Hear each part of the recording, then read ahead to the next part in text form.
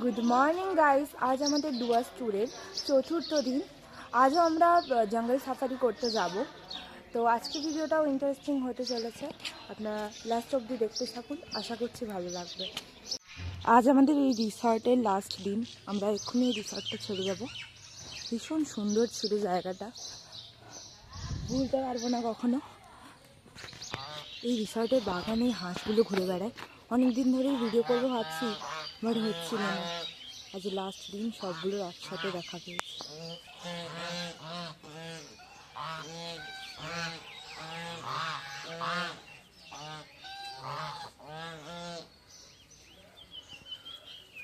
সকালে যেমন পাখির ডাকও শোনা যায়, এই হাঁসগুলোর আওয়াজও কিন্তু শোনা যায়। এদের ছোট ছোট বাচ্চাও আছে। এটা রাজহাঁস জানিস তো? হ্যাঁ, রাজহাঁস, গলাটা অনেক লম্বা। আমরা এখন চিলাপাতা ফরেস্টে সাফারি করতে যাব, কার সাফারি। মূর্তি ছেড়ে গাড়ি ড্রাইভিং করে আমরা অনেকটা দূরে চলে এসেছি। আমাদের লাঞ্চও হয়ে গেছে, কিন্তু এতক্ষণ গাড়ি জার্নি করেছিলাম বলে ভিডিও নেওয়া হয়নি। এখন আমরা চিলাপাতাতে রয়েছি। আমরা জিপে করে চিলাপাতা ফরেস্ট যাচ্ছি। ওদের কার সাফারি হবে আজকে। একদম খোলা ছাদ, আমাদের আরেকটা গাড়ি দাঁড়িয়ে পড়েছে। দাঁড়িয়ে যাওয়ার মজাটাই আছে। আমিও দাঁড়িয়ে গেলাম। বাহ, সবাই দাঁড়িয়ে পড়েছে, আমি একা বসে আছি। আমি দাঁড়িয়ে গেছি। তুই বসে পড়, তুই পড়ে যাবি। তুই ওর নিচে দাঁড়া না, সামনের দিকে দেখা।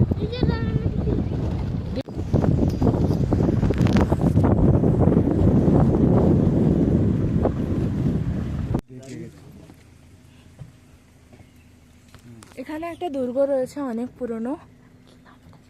কোচবিহারের রাজা সেনাপতি চিলারায়ের দুর্গ। ভুটানের সাথে যখন যুদ্ধ হতো, এইখান থেকে অস্ত্র যেত। দুর্গটা পুরো 90% জঙ্গলে ঢেকে গেছে, দেখা যায় না। এই গাছটার নাম হলো রাম সুপারি। কাটলে যে ওনার রসটা যে বের হয় না, হ্যাঁ, একদম লাল আর কি, রক্তের মতো না। কি কাজে লাগে? এটা হচ্ছে ওই দুর্গের প্রবেশদ্বার, গাছপালায় ঢেকে গেছে। অর্ধেকটা মাটির চলায় চলে। সামনে একদম রাস্তার ধারেই দাঁড়িয়ে আছে। এটা বাইসন দাদা? হ্যাঁ, তো বাইসন। হ্যাঁ হ্যাঁ, বাইসন বাইসন বাইসন বাইসন। চলে যাবে গো, কথা বলবে না, চুপচাপ থাকে, তাড়িয়ে নিয়ে আসবে। চুপচাপ চুপচাপ তাড়িয়ে নিয়ে আসবে, খতরনাক। আরো দুটো বাইসন দেখা যাচ্ছে।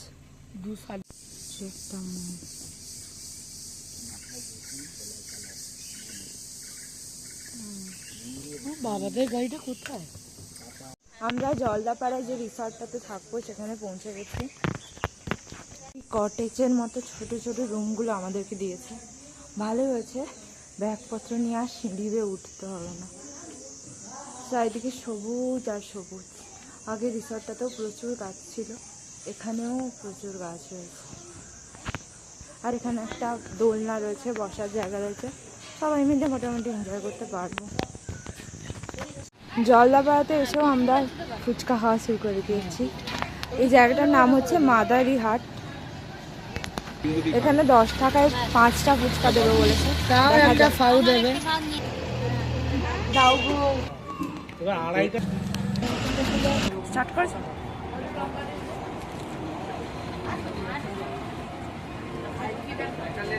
এখন রাত 9:30 বাজে, আমাদের ডিনার চলে এসছে। পনির, চিকেন, সাথে রুটি আছে।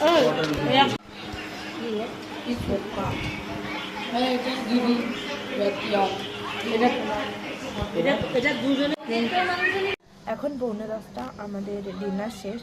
আমাদের তাড়াতাড়ি ঘুমাতে হবে, কারণ ভোরবেলা আবার বেরোনোর প্ল্যান আছে। তো আজকের দিনটা এভাবেই কাটালাম। আশা করছি ব্লগটা আপনাদের ভালো লেগেছে। আবার ফিরে আসি নতুন একটা ব্লগ নিয়ে। ততক্ষণের জন্য সবাইকে বাই।